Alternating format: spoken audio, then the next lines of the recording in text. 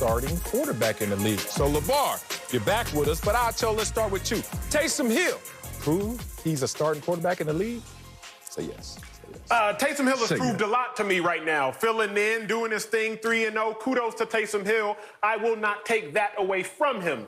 But what I also will not make the mistake of doing is granting Taysom Hill immunity to the same skepticism we have about quarterbacks that have the same attributes as him. If you are a better runner as a quarterback, a bigger running threat, than you are a passing threat, we've still yet to see that success from the quarterback position at the ultimate level. So to me, Taysom Hill has not yet proved he is a starter because I'm not going to grant him immunity. What do I mean? Mike Vick, he was a better runner than he was a passer. We all know he never hoisted that Lombardi. Mike Vick peaked as his collective team success in his 4th year. Cameron Newton, he's a better runner than he is a passer. That debate is now clearly over.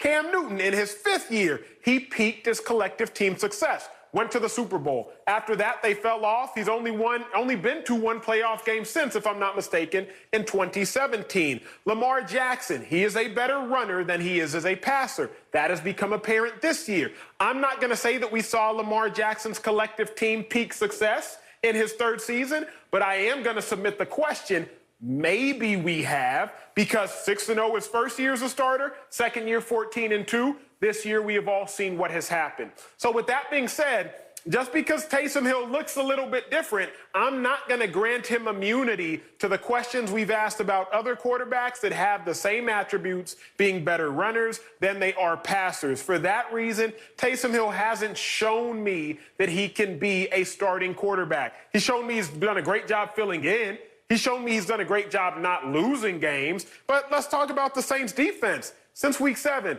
#1 scoring D, #1 total D, #1 total pressures, #2 in sacks. Taysom Hill, not going to take anything away from what he's done, but I'm also not going to grant him a pass going forward.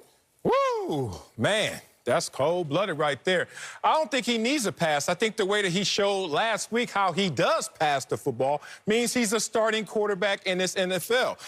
Let's just start somewhere small since Acho wants to go comp size and say, well, I haven't seen it work out for a running quarterback, so why would I give him a pass? Let's start here at this basic building block. Is Carson Wentz a quarterback in the NFL? Yes. Does Taysom Hill have the same amount of wins as Carson Wentz this year? Yes. And 3-0, and Carson Wentz been out there every damn week, and they got the same amount of wins. Oh, you don't care how it looks, Acho? Me either.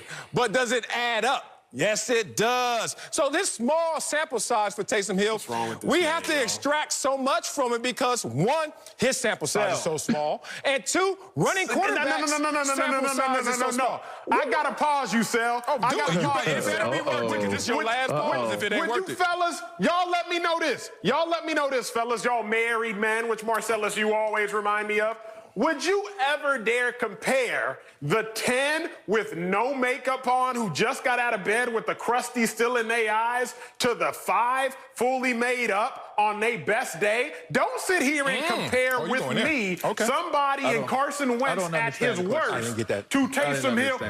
Marcellus is comparing Carson Wentz at his worst to Taysom Hill at his best. That's the comparison, LeVar. At his worst. A 10 should be a 10 with makeup on. Marcellus, no.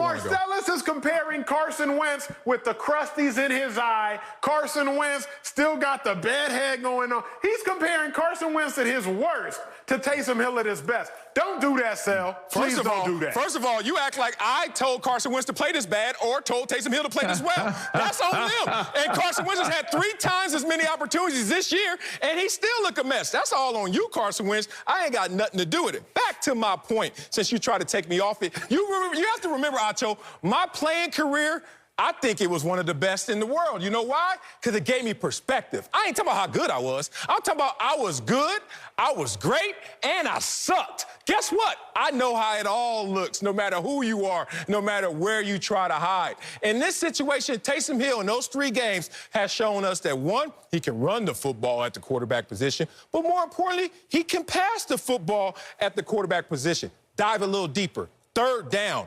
11 of 13 on 3rd down with 126 passer rating. You know what it tells me about Taysom Hill? This dude is pretty special in terms of knowing the game and the pace of the game and how to keep those chains moving so he can go out there and be that true dual threat.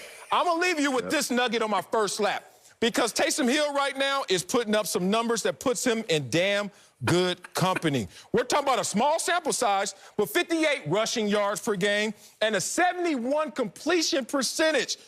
Puts him in the company of guys like Mike Vick in 2010, RG3 2012, Russell Wilson 2014, and Lamar Jackson 2019. Only guys ever do that. You know what that tells me? Oh, he's in the company already of a quarterback that we say is the GOAT of being a 2.0 in Mike Vick, a Rookie of the Year, an NFC champion, and an MVP. But Acho thinks that that guy doesn't deserve an opportunity to show what he could do for a full season. I reject that. Yeah, I think he's proven that he should be a starting quarterback as well. And listen, while I'll say Acho's argument is accurate, you're still talking about franchise caliber quarterbacks. We're not talking franchise caliber quarterback right now. We're just talking starting quarterback. He is good enough to be a starting quarterback. Here's what has been really, really interesting to me, kind of mind-boggling as a former defender.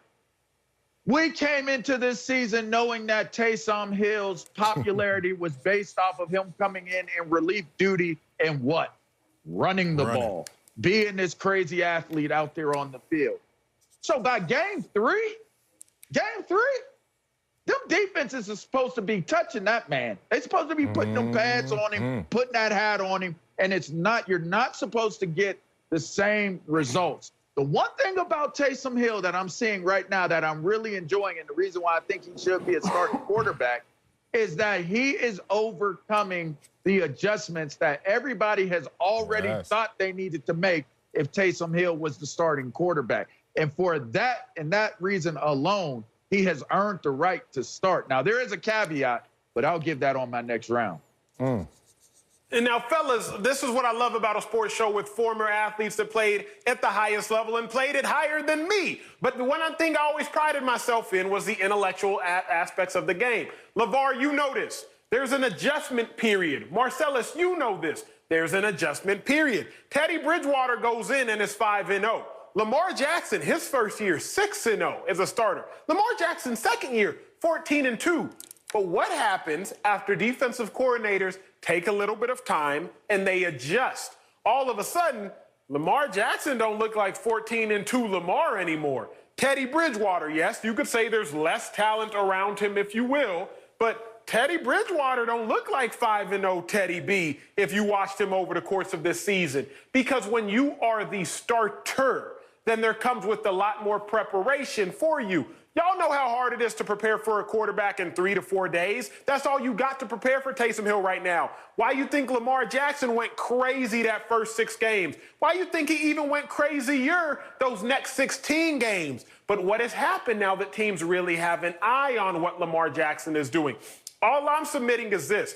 I'm not taking anything away from Taysom Hill right now. 3-0. He got, 4 rushing touchdowns, I believe 2 passing touchdowns. He is doing well. I'm not taking that away from him. But I'm also not ignorant to how defenses have adjusted to even better athletes such as Lamar and Michael Vick and Cam Newton. I'm not ignorant to what we are saying if we say, yes, Taysom Hill should be a starter. There's a lot more that comes with that than just spot work and filling in and lack of preparation of defense.